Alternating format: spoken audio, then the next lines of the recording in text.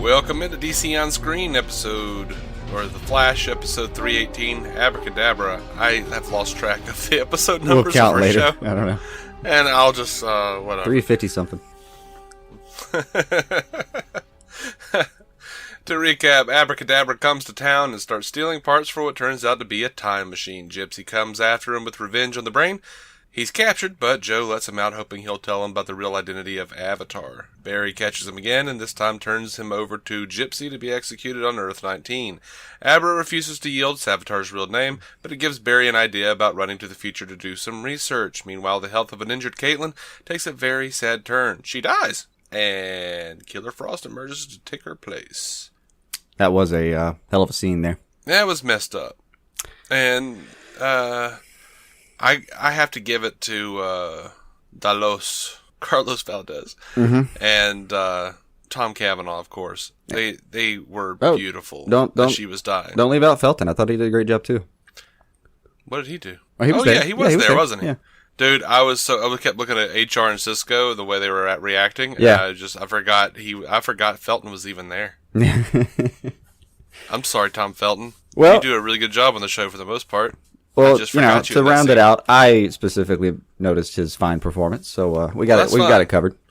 That's fine. I was happy with him. I guess I didn't remember that he was there, but in retrospect now, I'm happy with him because he didn't chew the scenery and distract from the other two. Yeah. See, how well done is that?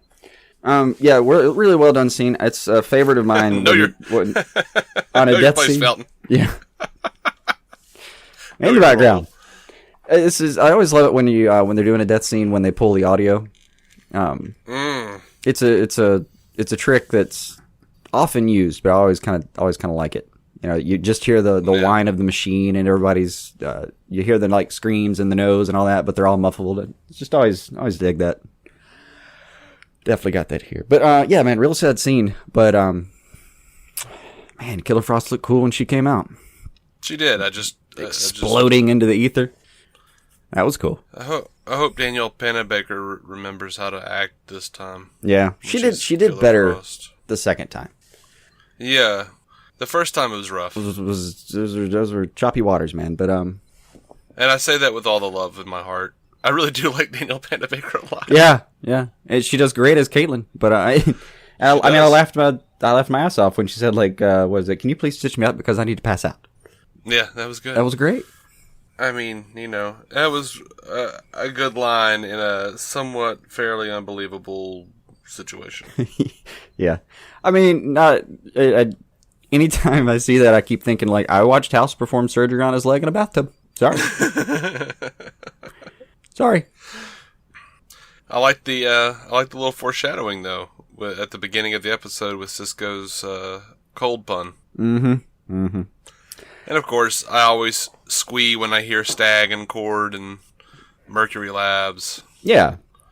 Now the thing was though, like it was really good scene. But we had the climax with Abra Kadabra at a certain point, and I kind of it felt like the episode was supposed to wrap up, and I looked at the time that was left and went, oh no, something's gonna happen. Oh yeah. Crap! Yeah, Caitlin's still in the hospital. Mm-hmm. That was the fear. Yeah. It's just there was too much time left on the clock, man.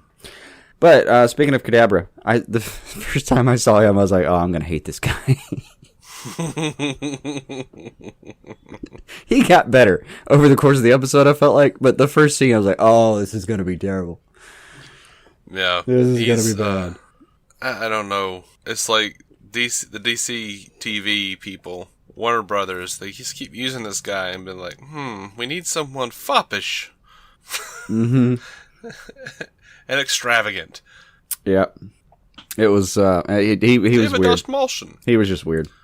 But I did like the one line he gives him. Savitar, he truly broke you. Mm-hmm. That was good info. I guess that's how the timeline is supposed to go down as is. Like Savitar is the one who really breaks Barry Allen, and then he's just never quite the same, I guess. But apparently he carries on being the Flash for years. Yeah. Now. Did you catch the third name that he mentioned for Flash's great enemies? I know I did, but I didn't remember it. What was it? Thawne, Zoom, and DeVoe. No, I didn't even catch that then. No, I was thinking about Thawne and Zoom. Who's that? Clifford DeVoe, the thinker. Oh, No, I mean, no, because it's the CW, they'll probably change it to something like, I don't know, Jeff DeVoe. And he'll be, instead of being like a smart guy who invents a smart helmet that lets him like project his his mental force onto things or whatever it was. Mm-hmm. It'll be something like, he was mentally challenged and someone gave him a helmet and it was somebody from the future and that person is a mystery. Actually, but you see, it sounds like you're making fun of it, but you're actually describing what to me sounds like a slightly better story so far. Like, I'm digging your pitch. Go for it. It might be. Like, I was right there with you. Like, yeah, cool. Sounds great. Yeah. It actually would be a better story than The Thinker. Yeah, probably. But, importantly, that helmet, though, like, Mr. Terrific went on to use that helmet to do some stuff and created an AI that wound up becoming a hologram.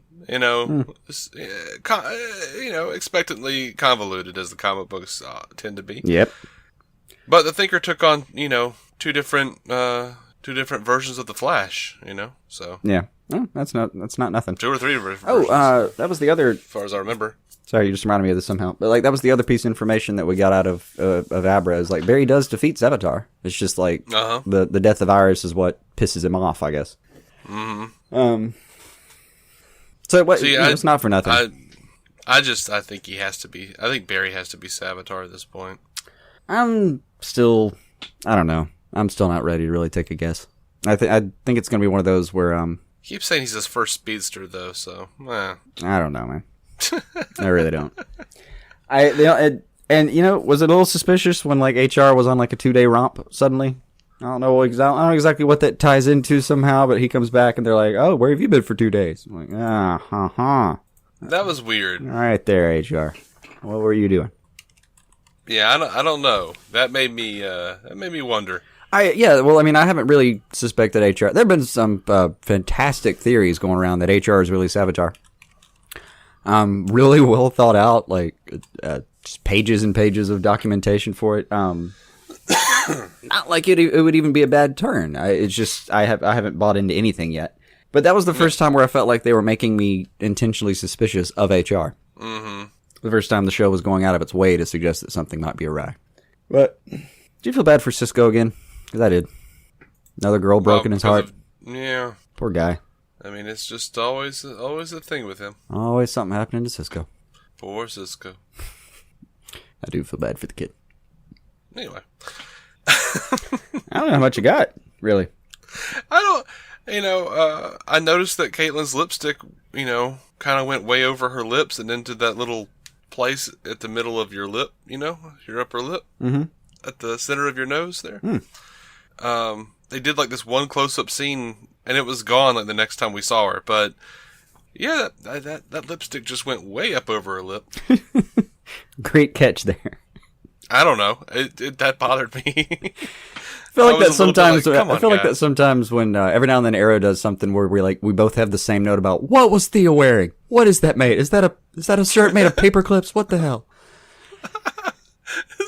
I swear Thea has worn shirts made of paper clips. There was an episode where Felicity was a Dalek. Like there was an episode where there were a couple episodes because I think it was a 2-parter like, picked up on the second episode. But like Thea is like literally wearing a shirt that is like loops. Yep. And inside of the loops are what appear to be like curtain rod loops. It was weird. They take chances on that show. I didn't mean to mention this about the actual Flash. Now that sounds so diminishing. Like it sounds sarcastic. Like, oh man, they take chances on that. Oh no, that's like one of those one of those women complisults where like, I just love how you can wear anything.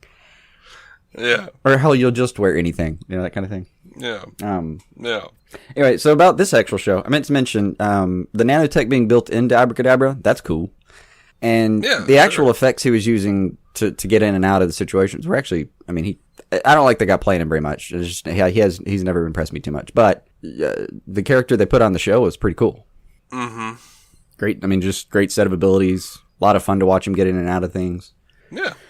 Pretty clever. I kind of really enjoyed how Barry stopped him by running up the side of that building and like jumping off. Oh, the jump through the cockpit thing was fantastic. Yeah. I thought that was really cool. Oh, yeah. Really well done. I felt bad for Joe, too, though, because, you know. Oh, he did a great job. He always does a great job. He did a fantastic job. There's one note where I'm like, oh, no, Joe. When he's like at home in his little bathrobe drinking his coffee and like he's got this great like these hand twitches going on where he's like oh man, that was rough. Has that whole like I would just sit in your room and watch you sleep. No. it was a better line in context than when you take it out. Oh, okay, yeah, I remember the line now. Sorry, I thought you were just saying that about Joe. I'm like, well, that's just creepy. No. No, I need him to be awake. Yeah. Oh. To act for me. I would actually, given enough money, I would probably pay Jesse L. Martin to deliver bad news to me. I would feel worse.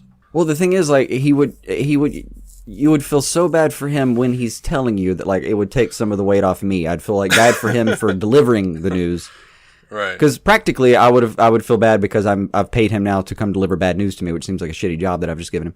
So practically, I feel bad that I'm putting him through this, and then like you could see as his eyes are wailing and as he's like grabbing your shoulder to try to deliver the news, and of course every time I saw him now, I'd know bad news was happening because it's like I wouldn't make it so like every now and then he comes in and says like you get a new puppy just to mix it up so I don't know. I'd just be like, no, Joe's on my porch. This is bad.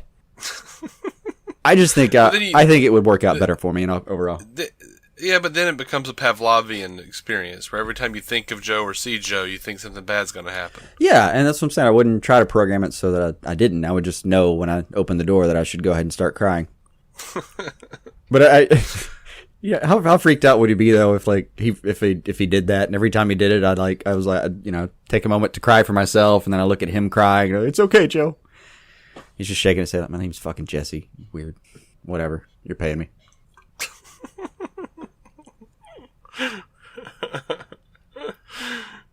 He's gonna be on the Flash for a lot less, like, because he just keeps getting text messages. Damn it! What are you going? I gotta go. This asshole's dog's about to die. Yeah. And then there's the limit of how often do I really use that? Like, do I want him to arrive on the front porch and explain? They didn't have whole milk. Right. You show up at work and he's just there waiting for you. You're like, oh no, what? And he's like, you forgot your cell phone. At home. No. Just show up and like, what's wrong, Jesse? Is my mom okay? It's just your eggs. They're expired. You're not going to have breakfast this morning. Damn it. Is the bacon still okay? The bacon's still okay, Jason. Oh, thank God. You like wake up. Jesse! Yeah, you know those favorite pair of blue socks of yours? Bruce got him. Dog got him. Bruce got him last night. Damn it. Bruce got him. I love those socks. Fucking Bruce. All right, I'll see you next time, Jesse. Yeah, take a crap, look up. He's behind the shower curtain. Mm-hmm. That toilet ain't gonna flush today. You're gonna have to fix it. No! At some point, I just get bored with seeing him. Like, he shows up and is like, what's up? I was like, what? Did like Bruce get another sock? Nope. You have cancer. What? What? No.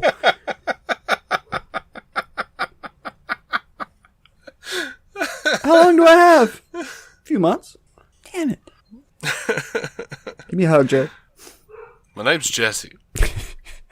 I need a hug from Joe, though. All right. Let's kill that.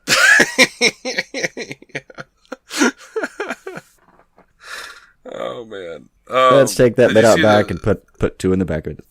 Yeah. Joe will deliver the news. Yeah. Did you happen to see the promo for the next episode? I did not. What are we looking forward to? I know he's going to the future, and I kept thinking like, well, you could fuck up a past and a present Flashpoint, but how much damage can you do in the future? And do you have to care?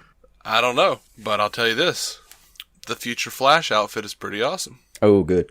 I'll go find the promo for that. I'm kind of excited. Mm-hmm. And again, currently not scheduled to see Flash until April 25th, so. Mm-hmm. Plenty of time for speculation about what HR was doing, if he was really getting laid. Good for him either way, right?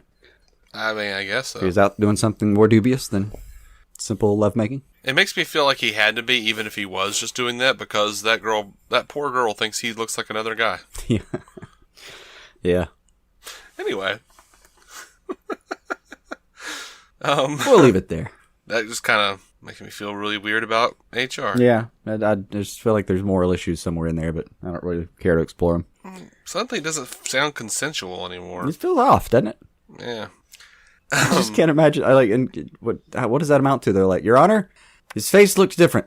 What kind of charge are you pressing? I don't even know. Right. I'm really not sure. I consented. It's just his face is different. It's really weird. All right. We are going to be coming right back with an episode covering Legends 2:16 Doom World. The penultimate. We are DC. Yeah. We are DC On Screen. You can find every episode at DCOnScreen.com. Downloads really do matter, so subscribe to all the podcatchers that you listen to. If you listen to us on a thing, make sure you subscribe so those downloads will come through. Mm-hmm. Even if you're going to go back and listen to the other shows, or just delete them, whatever. That's terrible. That's terrible.